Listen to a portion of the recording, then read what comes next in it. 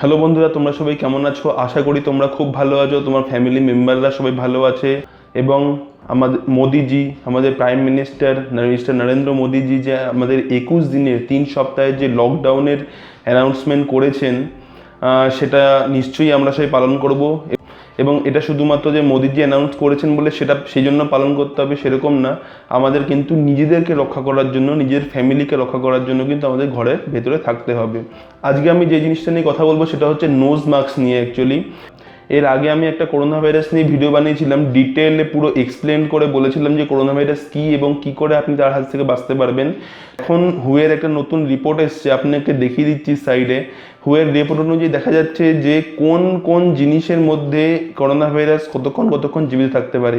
সেখানে দেখা যাচ্ছে যে ইয়ারের মধ্যে, মানে হাওয়ার মধ্যে কিন্তু 3-4 ঘন্টা থাকতে পারে।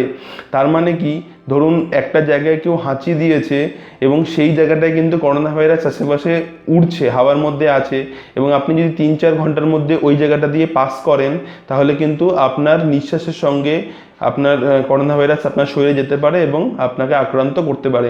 এই জন্য বলছে যে আপনি এখন যতটা সম্ভব পারেন সবসময় নোজ মাস্ক পরে থাকার চেষ্টা করুন। এই জন্য আজকে আমি আপনাদের ভিডিওতে দেখাচ্ছি যে আপনি বাড়িতে বসে নিজে কি করে নোজ মাস্ক বাড়িতে বানাতে পারেন। একদম সহজ উপায় দেখাবো, কোনো রকম প্রবলেম নেই, এবং একটা ভীষণই সিম্পল একটা জিনিস দিয়ে দেখাবো। তো চলুন দেখে নিই কী করে আমরা বানাচ্ছি।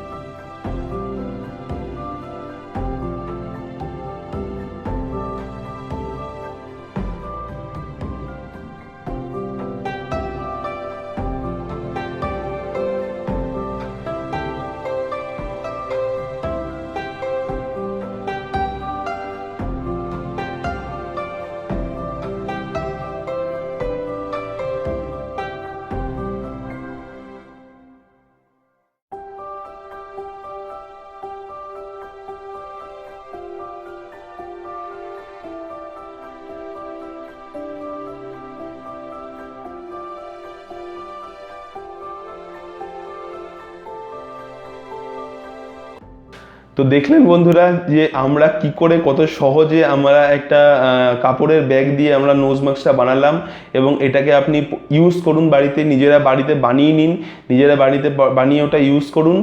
আজকের এই ভিডিওটি যদি ভালো লেগে থাকে ভিডিওটি অবশ্যই লাইক করবেন, বন্ধুদের সাথে, শুধুমাত্র বন্ধু না, আপনার কলিগস, আপনার যত জানা পেচানা আছে, যাদের সঙ্গে আপনার কন্ট্যাক্ট আছে, আপনি সবার সঙ্গে ভিডিওটা শেয়ার করতে পারেন।